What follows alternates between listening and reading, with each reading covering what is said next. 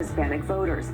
The Supreme Court has allowed Texas's maps to proceed after a legal challenge there alleged the maps were racially discriminatory. We reached out to the governor's office and attorney general's offices for comment on this. When we hear back, we will bring that to you here on KCRA 3. Let's get to our KCRA 3 weather now. And a massive storm will impact people from Texas all the way to New York in the coming days.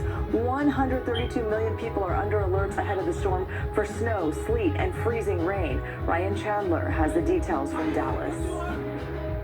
Good morning. This is expected to be a very serious winter storm set to impact more than 100 million people and is causing real concern here in the South. This is the kind of freezing weather we just don't see often, and people across the South, including here in Dallas, even down to Houston, are scrambling to prepare for it. The two main concerns that officials are warning everybody to get ready for: dangerous roads and potential power outages.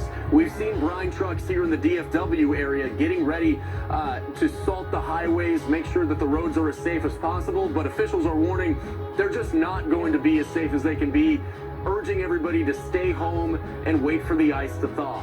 Here in Texas, there is special concern about power outages. After 5 years ago, millions lost power, leading to people dying from exposure. But the grid operator here says that they do not expect to have any grid-wide concerns.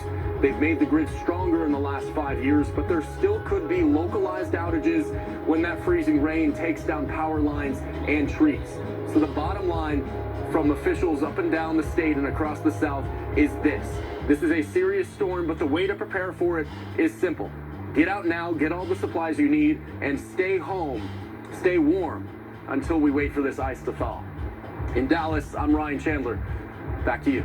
And let's get to meteorologist Dirk Fedor, who's also tracking this. Dirk? That cold air in Canada is working its way south, so we're seeing temperatures. These are just the air temperatures, not wind chill. It's 9 below in Bismarck. It's 24 degrees in Chicago. That cold air is heading south. We have warm air with lots of moisture coming off of the Gulf. You can see these temperatures in the 80s right now in Brownsville. We have 50 degrees in Dallas. This air is going to collide with the cold air, and we're talking lots of ice in the forecast. So here's Futurecast showing you the development of this.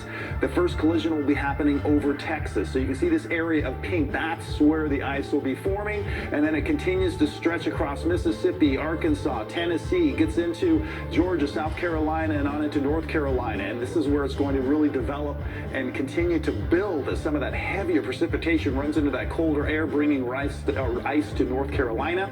And then it finally clears out as we get into next week. So just taking a look at the Futurecast for ice. And you can see from Dallas, over ½ an inch of ice is expected. We could see close to 1 inch in Memphis, and Charlotte could see close to 1.5 inches of ice, and that could be devastating, making for some real problems for folks in those areas. Lisa?